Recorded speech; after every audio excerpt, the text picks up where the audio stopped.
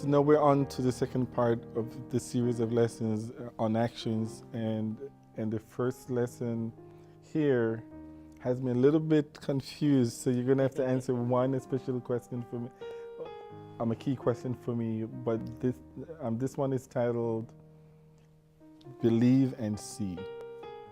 Right. So first, explain to me, or just give some highlights about this lesson, and then I have a question for you. Okay. Well, yeah. So as far as highlights are concerned, we often hear the phrase, see and believe. We think that well, just show us. That's what the Pharisees say. If you're the Christ, well, just tell us. But what was Jesus doing the whole time? He was raising the dead. He was healing the blind. They knew that Jesus could do those miracles, and yet they were saying, well, you're doing miracles on Sabbath. So even though they could see, they were completely unwilling to believe. And they kept saying, well, just tell us. If you're the Son of God, just tell us. It's like he was doing that the whole way through. So it's not about seeing and then believing. It's about being willing to believe. And then you can see who Jesus really is. Right.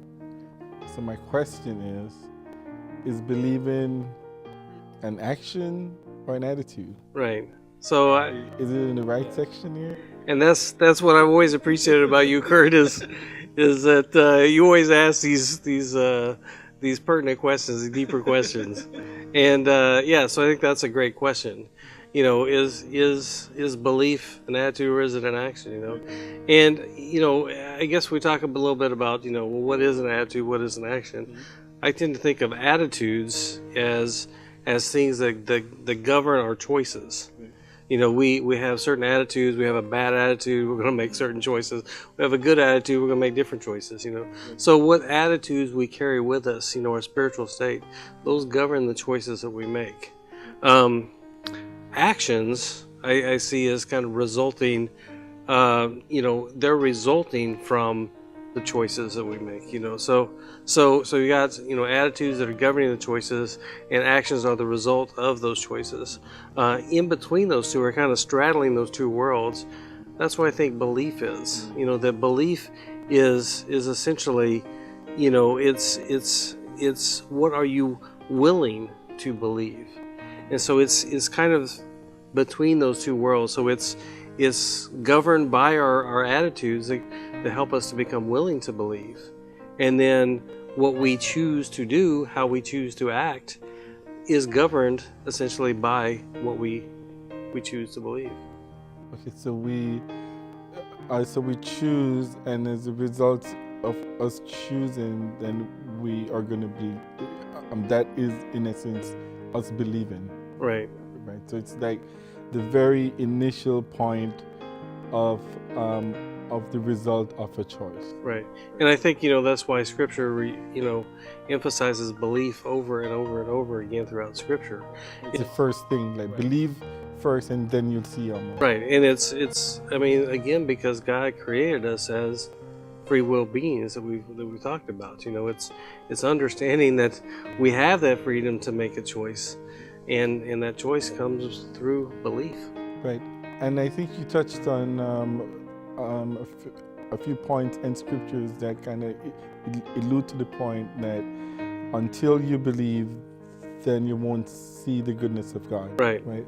Until and a few places where Jesus went, they couldn't see the things that he would do because they did not believe in the first place. So he was not able to show them anything because they didn't believe.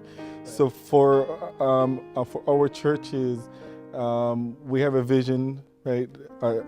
Something we would like to see for us to be the vibrant church, a vibrant church for 21st century church. Or many of us have to believe before we can see. Is there a percentage? Does everyone has to believe? Right. And then we'll be able to see, or just one is enough, two is enough, three is enough? Like, is there like a critical amount of people that need to start to believe before we can see Well, some of the things we've talked about in just our earlier lessons, we talked about that sense of community, the sense of unity that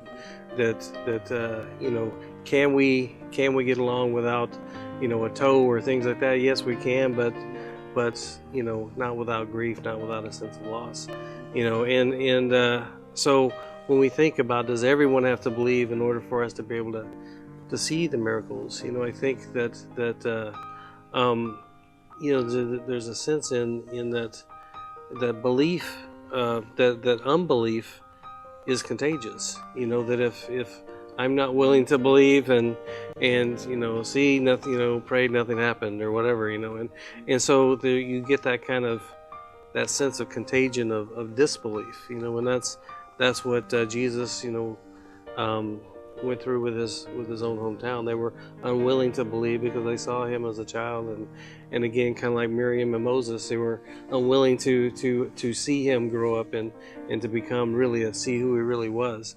But the thing is that belief, like disbelief, belief is also contagious.